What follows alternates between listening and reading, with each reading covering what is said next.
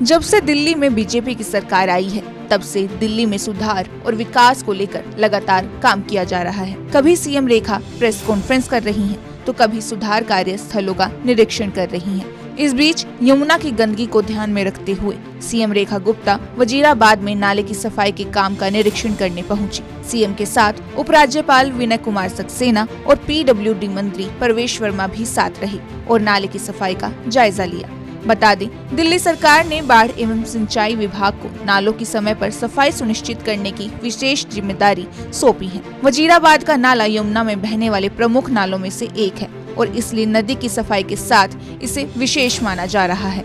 इसी को लेकर सीएम ने बताया कि जितने भी बड़े नाले हैं, उसका निरीक्षण सरकार समय पर कर रही है। साथ ही यमुना की सफाई के लिए 22 नालों से गंदगी निकालने का काम लगातार किया जा रहा है।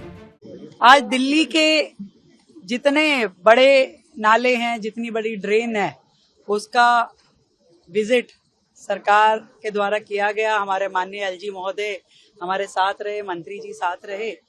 और जब बात होती है कि यमुना की सफाई के लिए क्या किया जा रहा है, तो मैं आज आपको ये बताना चाहती हूँ, यमुना की सफाई के लिए ये जो लगातार 22 नाले जाकर के यमुना जी में जो गिरते हैं, उनकी लगातार डिसिल्टिंग पे काम, उनके लिए नए एसटीपीज और डिसेंट्रलाइज एसटीपी बनाने का काम हर 15 दिन बाद जो विजिट हो रहा है, ये लगातार यमुना सफाई के निमित्त ही ये पूरा काम चल रहा है।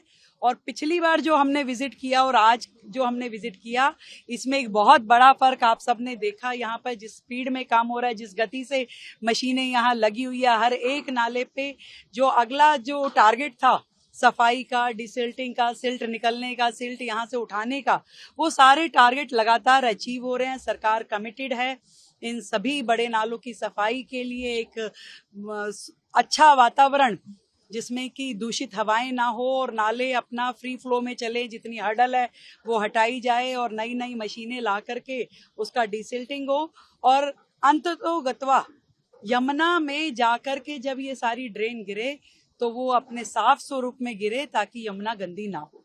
इसी के साथ सीएम ने पिछली सरकार और अब की सरकार में फर्क की बात भी बताई।